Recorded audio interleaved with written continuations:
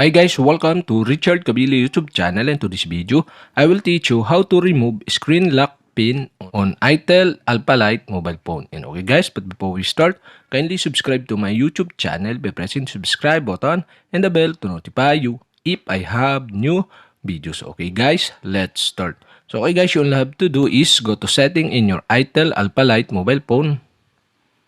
In settings, scroll down and go to security and location. Okay, tap this.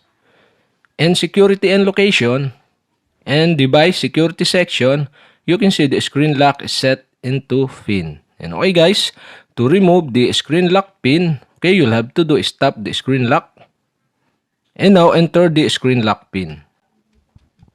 And okay guys, after you enter the screen lock pin, okay, tap the arrow on the lower right side on your keyboard.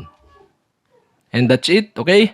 Now you can choose the none to remove the screen lock pin. And okay guys, the pop-up are show, okay, remove device protection. Device protection features will not work without your pin. And okay guys, you'll have to do is tap the yes remove button. And okay guys, that's it. We have successfully removed the screen lock pin on itel Alpha Lite mobile phone. And okay guys, if you have a question, kindly comment below. And don't forget to hit the subscribe button and the bell to notify you if I have new videos. Okay guys, thank you for watching.